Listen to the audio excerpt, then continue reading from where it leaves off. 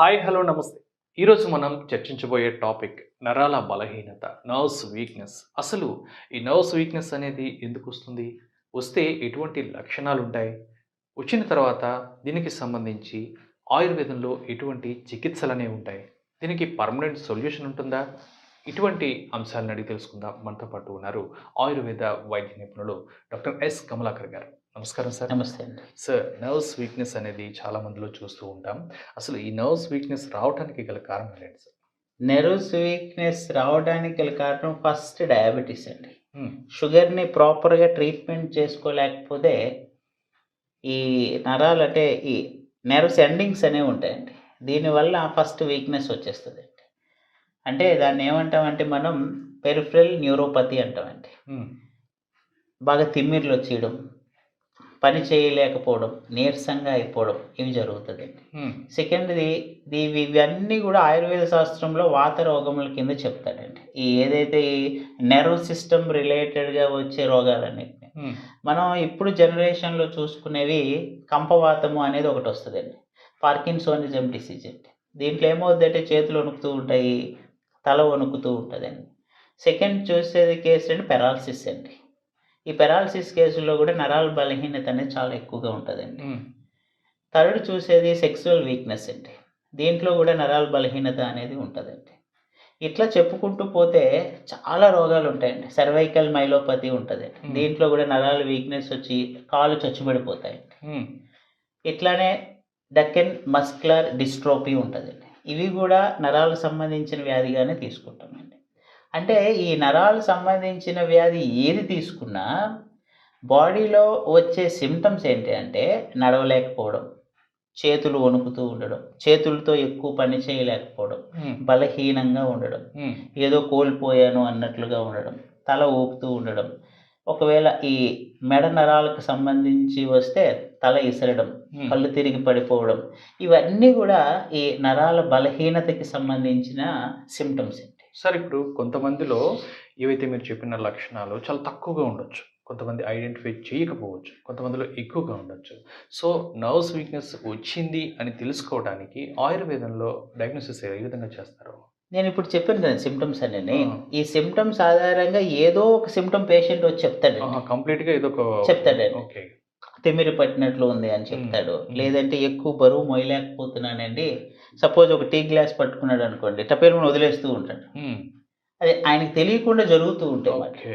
So, ఇటువంటి symptoms ఏదొచ్చినా ఇమ్మీడియేట్‌గా డాక్టర్‌ని కలవాలండి. ఓకే. కలిస్తే ప్రైమరీ స్టేజ్‌లోనే డయాగ్నోసిస్ అయిపోతది. హ్మ్. కొంతమంది ఫిట్స్ వస్తూ ఉంటది. హ్మ్. అలా పడిపోతూ ఉంటారు. హ్మ్. అది గూడా నరాల బలహీనతకి సంబంధించిన ఒక ప్రాబ్లమేనండి.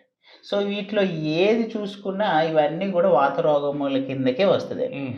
ప్రాపర్‌గా వాత రోగానికి చికిత్స చేసుకుంటే ఈ రోగాల నుండి బయటపడొచ్చు. ఓకే. సో, మీరు ఎంతోమంది పేషెంట్స్‌ని ట్రీట్ చేసుంటారు.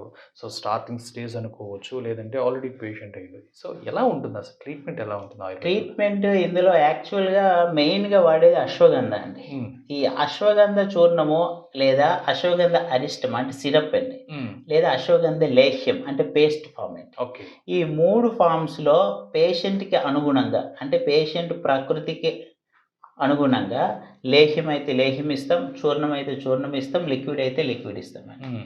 దీని ఆధారంగా ఏదైనా ఒక అశ్వగంధాన్ని లోపలికి పంపిస్తే నెర్వ్స్ మీద యాక్ట్ చేస్తూ ఉంటది. హ్మ్. అది డాక్టర్ డయాగ్నోసిస్ మీద ఏది ఇవ్వాలి అనేది ఆధారపడి ఉంటది. హ్మ్. ప్రాపర్‌గా ఇటువంటి ప్రాబ్లమ్ ప్రైమరీ స్టేజ్‌లో ఉండేటప్పుడు అశ్వగంధ చూర్ణం పౌడరు పొద్దున్న, రాత్రి 3 గ్రామ్స్ పౌడర్ 3-5 గ్రామ్స్ వేడి పాలల్లో కలుపుకొని తాగితే చాలా మంచిదండి. ఓకే. ఇంకా దీంట్లోనే కపికచు చూర్ణం అని ఉంటదండి.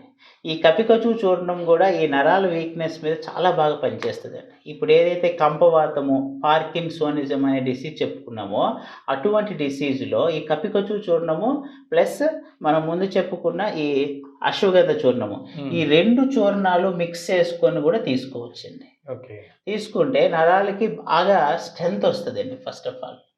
ఇంకా బ్రెయిన్ రిలేటెడ్ ఏవైనా నెర్వ్ ఇష్యూస్ ఏమైనా ఉంటే దానికి మాత్రం డాక్టర్ సమక్షంలో ట్రీట్మెంట్ చేసుకోవాలి. ఓకే.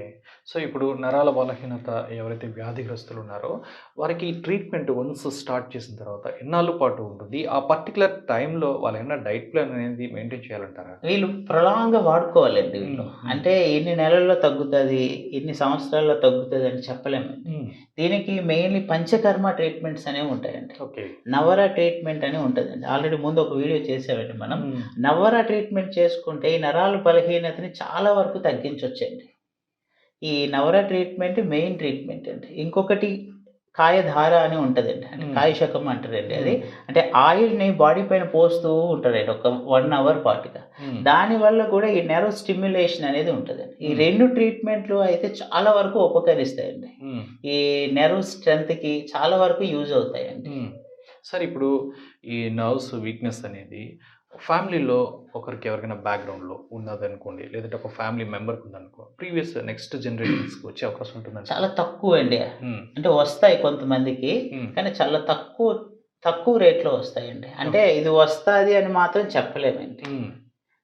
మోస్ట్‌లీ వస్తే ఈ పార్కిన్సనిజం డిసీజ్ అనేది కొంతవరకు వస్తూ ఉంటదండి. ఈ కంపవాతం, చేతులు వణకడము ఇవన్నీ గూడా వస్తూ ఉంటాయండి. సరే ఇప్పుడు కొన్ని రకాల డిసీజెస్‌కైతే ఫుడ్ కూడా కొంత ప్రభావం చూపిస్తుంది. అదేంటంటే కొంత ఫుడ్ తీసుకుంటే దానివల్ల ఎఫెక్ట్ ఎక్కువ ఉంటుంది. లేదు కొన్ని రకాల ఫుడ్ తీసుకుంటే బాగా హెల్ప్ అవుతుంది.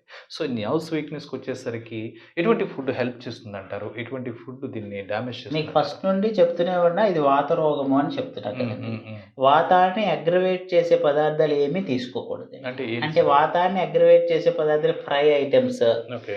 తర్వాత ఎక్కువగా ఎక్సర్సైజ్ చేయడము, హ్మ్. ఇవన్నీ గూడా వాత అగ్రవేటింగ్. అంటే రాత్రి పడుకోకుండా ఉండడము, ఇవన్నీ గూడా వాతాన్ని అగ్రవేట్ చేస్తూ ఉంటాయి బాడీలో. అంటే హ్మ్. ఫ్రై ఐటెమ్స్ అంటే డీప్ ఫ్రై ఐటెమ్స్, రీకుక్డ్ ఐటెమ్స్ ఇవేమి తీసుకోకూడదండి. ఓకే.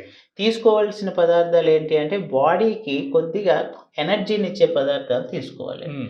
బాయిల్డ్ వెజిటబుల్స్ బాగా తీసుకోవాలి. ఫ్రూట్స్ బాగా తినాలండి వీళ్ళు. హ్మ్. ఇంకొకటి ఈ ప్రోటీన్ ఫుడ్ ఉంటది కదండీ! ఈ ప్రోటీన్ ఫుడ్ అనేది ఎక్కువగా తీసుకోవాలి. హ్మ్. మెయిన్‌లీ ఈ సోయా ఉంటది. అంటే మీల్ మేకర్ అంటారు చూడండి. అవును. అవి లేకుంటే క్యాప్సికము వీటిలో అన్నిట్లో గూడా ప్రోటీన్ అనేది చాలా ఎక్కువగా ఉంటది. ఓకే. ఇటువంటి ఫుడ్ బాగా తీసుకోవాలి. డ్రై ఫ్రూట్స్ బాగా తీసుకోవాలండి. హ్మ్. డ్రై ఫ్రూట్స్‌లో ఖర్జూరం ఒకటి, ఆల్మండ్ ఒకటి, పిస్తా ఒకటి, వాల్‌నట్ ఒకటి ఇవన్నీ బాగా తీసుకుంటే నెర్వ్ సిస్టమ్ స్ట్రెంథెనింగ్ అవుతదండి. ఓకే. ఫ్రూట్స్ బాగా తీసుకుంటే ఇంకా స్ట్రెంత్ అవుతదండి బాడీ అనేది. హ్మ్. మిల్క్ డైలీ ఒక గ్లాస్ మిల్క్ తాగడం. ఎగ్ వైట్ తింటూ ఉండడం. పూర్తి ఎగ్ తిన్నా పర్లేదండి. ఈ నెర్వ్ వీక్‌నెస్ ఉండేవాళ్ళు. హుహు. తీసుకుంటే చాలా వరకు ఈ నెర్వ్ స్ట్రెంత్ అనేది ఎక్కువగా అవుతూ ఉంటదండి. ఓకే. సో, ఇప్పుడు నర్వ్స్ వీక్‌నెస్‌కి సంబంధించి స్టార్టింగ్ స్టేజ్‌లో ఉంటే, సో, మనం కొన్ని ప్రికాషన్స్ తీసుకుంటే ఈజీగా దాని నుంచి బయటపడవచ్చు అని అంటారు. ప్రైమరీ స్టేజ్‌లోనే డాక్టర్‌ని సంప్రదించాలి. హ్మ్. చిన్న సింప్టమ్ వచ్చేసరికి డాక్టర్‌ని సంప్రదిస్తే కంపల్సరీగా తొందరగా రిలీఫ్ వచ్చేస్తది. ఓకే. లేదా మనం చెప్పిన అశ్వగంధ చూర్ణమైనా హ్మ్. డాక్టర్ దగ్గరికి హ్మ్. వెళ్ళలేను అనుకుంటే ఒక అశ్వగంధ చూర్ణం వెళ్ళేసి 3-5 గ్రామ్స్ రాత్రి పడుకునే ముందైనా ఒక స్పూను వేడి పాలలో కలుపుకొని తాగేస్తే చాలా వరకు రిలీఫ్ వచ్చేస్తది. ఓకే. ఇంకోటి బాడీ మసాజ్ ఒకటుంటదండి ఆ! దీంట్లో. బల అశ్వగంధ తైలము అనేది ఉంటదండి. ఇటువంటి ఎక్కువ కేసుల్లో నెర్వస్ వీక్‌నెస్ కేసుల్లో ఈ బల అశ్వగంధ తైలము డైలీ బాడీ మసాజ్ చేసుకుంటే హ్మ్. చాలా వరకు రిలీఫ్ వస్తదండి. ఓకే. సో, చాలా చక్కని ఇన్ఫర్మేషన్ సార్. అంటే మొత్తం దాని మీద ఉన్న డౌట్స్ కానివ్వండి, దానికి సంబంధించిన ట్రీట్మెంట్స్ కానివ్వండి, ఏముంటాయి, ఎలా చేసుకోవాలి అనేది చాలా చక్కగా వివరించారు sir. Thank you. Thank you.